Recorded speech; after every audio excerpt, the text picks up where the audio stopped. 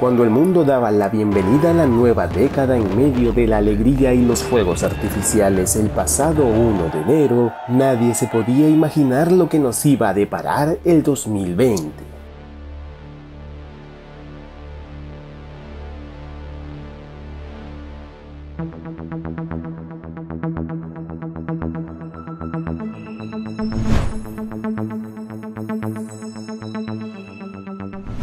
El 7 de enero, las autoridades chinas anunciaron que habían identificado el nuevo virus al que llamaron 2019 CoV. El 11 de enero, China anunció la primera muerte en Wuhan. En unos días surgieron casos en Asia, Francia y Estados Unidos. A finales de enero, la Organización Mundial de la Salud declaró la emergencia internacional ante el rápido aumento de pacientes afectados por el coronavirus.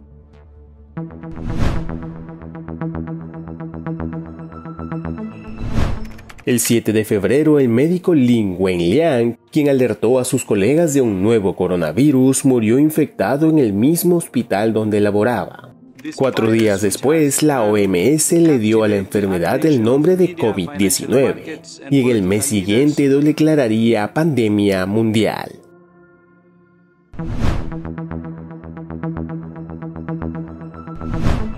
Se ha confirmado el primer caso de infección. El 6 de marzo se registró el primer paciente con COVID-19 en el Perú. En consecuencia, el gobierno de Martín Vizcarra declaró unos días después el estado de emergencia nacional y aislamiento social para evitar la propagación del virus. Solo se podía salir de casa para adquirir alimentos, medicinas y bienes básicos o para asistir a centros de salud. Además, se cerraron las fronteras para el transporte internacional de personas y los viajes interprovinciales. El 19 de marzo se registró el primer fallecido por COVID-19 en nuestro país, un hombre de 78 años con insuficiencia respiratoria severa. Al día siguiente, Elizabeth Inostroza deja el cargo en la cartera de salud y lo reemplaza Víctor Zamora, especialista en salud pública.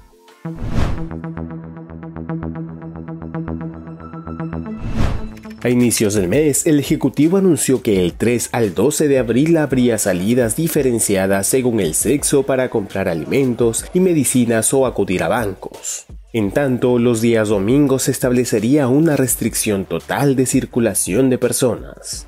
Los casos confirmados de coronavirus se continuaron elevando en todo el territorio nacional. En consecuencia, más de 5 millones de alumnos de colegios públicos empezaron el año lectivo a través de televisión, radio e internet mediante el programa Aprendo en Casa. En un nuevo intento por detener las aglomeraciones en mercados y centros de abastecimiento, el gobierno anunció que se multaría a quienes incumplieran las medidas restrictivas. Por otro lado, el COVID-19 también llegó a los penales y se registraron 28 muertes de presos por coronavirus, por lo que se dictó un paquete de medidas para reducir el hacinamiento en las cárceles y con ello los contagios.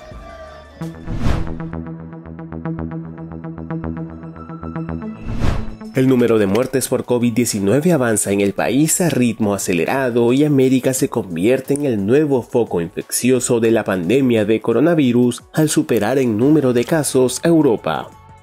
En tanto, el Ministerio de Salud confirmó que en promedio más del 50% de los vendedores de los mercados intervenidos en el país estaban infectados con el virus.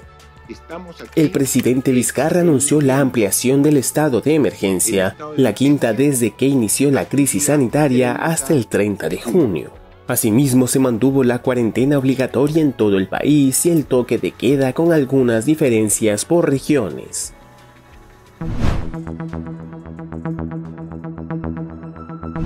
El Ejecutivo relaja algunas medidas para sobrellevar el confinamiento, por lo que desde el 3 de junio las personas reanudaron las actividades físicas en la vía pública. En tanto, los centros comerciales, conglomerados y tiendas por departamento empezaron a reabrir sus puertas desde el 22 de junio, con ciertas restricciones y siguiendo estrictos protocolos para proteger la salud de trabajadores y clientes. Finalmente, el presidente Vizcarra anunció que desde el próximo mes, julio, se levantaría la cuarentena general en el país y se impondría una cuarentena focalizada en 7 regiones.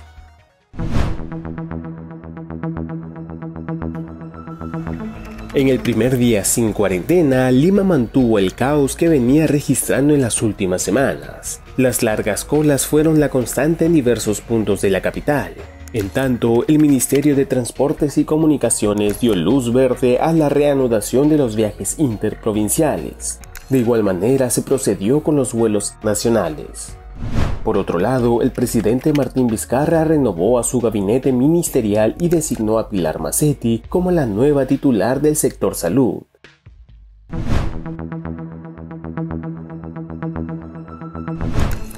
El ministro de Relaciones Exteriores informó que ya se estaban negociando con 5 laboratorios del mundo para la adquisición de la vacuna contra la COVID-19.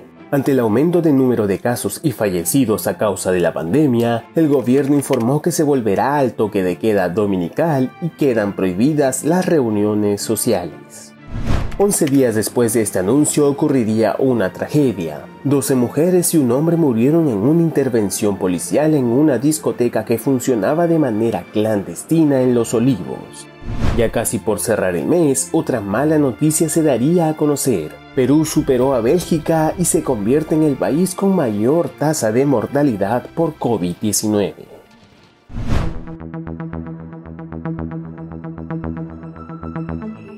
Una misión científica china arribó a Lima trayendo un lote de vacunas contra el COVID-19 que se inyectarían a 6.000 voluntarios como parte de los ensayos clínicos en nuestro país.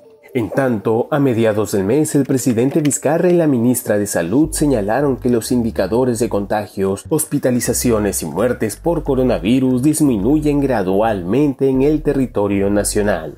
Por tal motivo, se levantó la inmovilización obligatoria los días domingos en casi todo el país. Sin embargo, el uso de vehículos particulares aún quedaba prohibido a fin de evitar las reuniones sociales. Sobre las coordinaciones de la vacuna, el viceministro de Salud Pública informó que el Perú suscribió un acuerdo con la COVAX Facility, una colaboración global para acelerar el desarrollo, la producción y el acceso equitativo a las vacunas.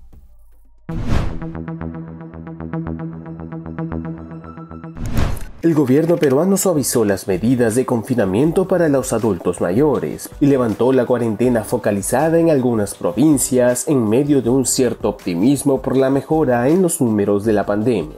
En tal sentido, también se autorizó el reinicio de vuelos internacionales a ciertos países bajo estrictas medidas sanitarias. Por otro lado, ante el incremento de personas en el litoral limeño, el gobierno dictó un decreto en el que se prohibió ingresar a las playas los viernes, sábados y domingos a fin de evitar las aglomeraciones.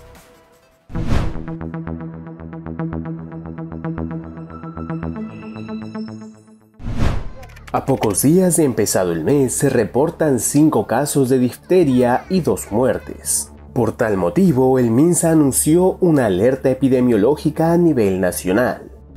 Días después vendría la destitución de Martín Vizcarra y la asunción al mando de Manuel Merino. Durante su efímero gobierno se ordenó que los vehículos particulares circulen nuevamente los días domingo. Ya con Sagasti como presidente y nuevamente con Macetti al mando del Ministerio de Salud, se anuncia que se modificará el horario del toque de queda, empezando esta vez desde la medianoche.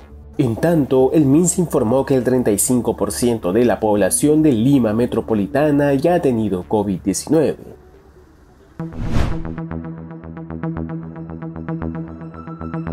Como parte de la reactivación económica, el gobierno aprobó la reapertura de actividades en cines, teatros, gimnasios, casinos y tragamonedas con un aforo de hasta el 40% en espacios cerrados. Por otro lado, se anunció también que se reiniciarán los vuelos comerciales de pasajeros hacia Europa, con 5 destinos permitidos inicialmente. Sin embargo, se suspendió de forma preventiva esta medida ante el riesgo de que llegue la nueva cepa del coronavirus aparecida en Reino Unido.